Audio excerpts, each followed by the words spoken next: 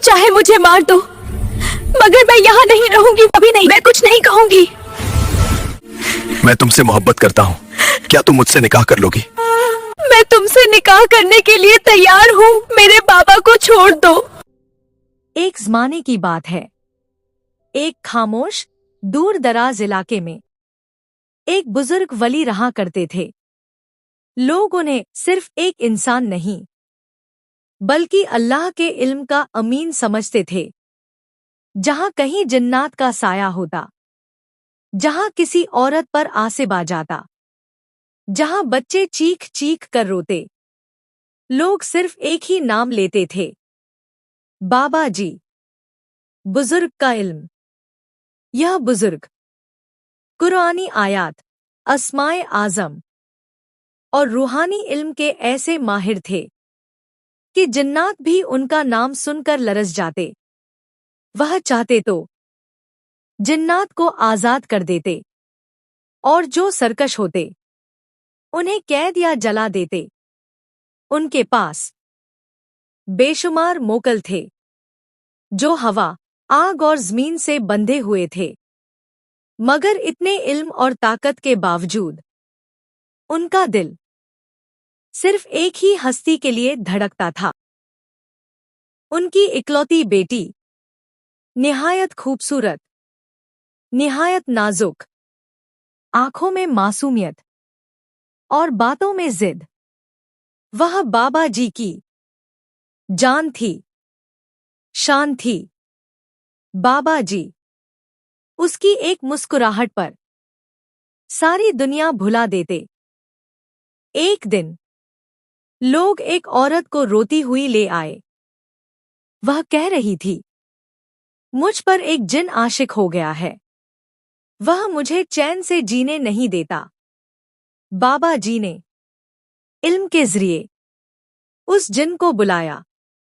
दोपहर के वक्त जब जिन्नात कमजोर होते हैं, बाबा जी ने इस्माए आज़म पढ़कर उस जिन को जला दिया।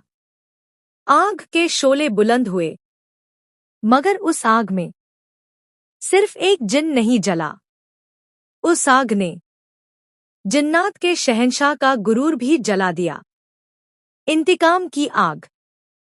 जिन्नात के शहंशाह ने कहा, इंसान, तूने मेरे आशिक को जलाया है, अब मैं तुझे वह दुख दूंगा जो तू कभी नहीं भूलेगा।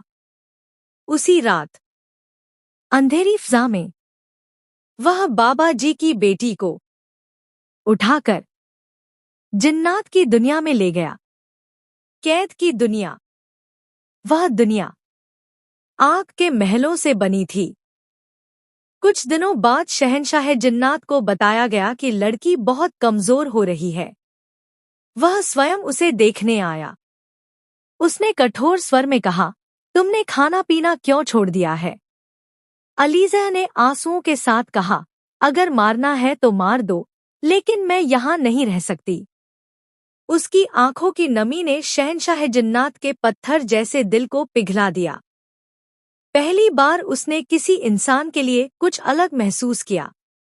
उसने कहा, अगर तुम मुझसे विवाह कर लो तो मैं तुम्हें इस महल की रानी बना दूंगा। हर सुख तुम्हारे कदमों में होगा। वह रोज उसके लिए उपहार लाने लगा।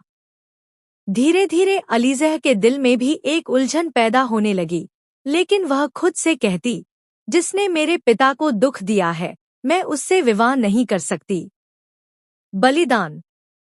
उधर बाबा शाह ने आखिरी प्रयास किया। उन्होंने अपने सभी मोकालात को एकत्र किया और शहंशाह जिन्नात से युद्ध करने पहुंचे, लेकिन वे हार गए।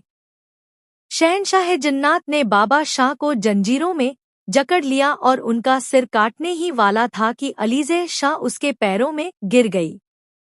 उसने कहा, ईश्वर के लिए मेरे पिता को छोड़ दो, मैं तुमसे विवाह करने को तैयार हूँ। बाबा शाह रोते हुए उसे रोकते रहे, लेकिन अलीज़ा ने कहा, आपने पूरी जिंदगी दूसरों के लिए कुर्बानी दी है, अब मेरी बारी है। शर्त रखी गई कि बाबा शाह को इंसानी दुनिया में वापस भेज दिया जाए। शहंशाह जिन्नात ने यह शर्त स्वीकार कर ली। अंत अलीज़े शाह ने शहंशाह जिन्नात से विवाह कर लिया।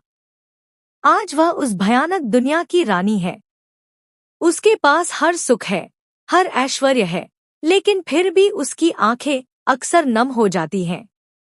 अपने पिता बाबा शाह को याद करके, जिसने दुनिया की रक्षा की लेकिन अपनी बेटी को खो दिया।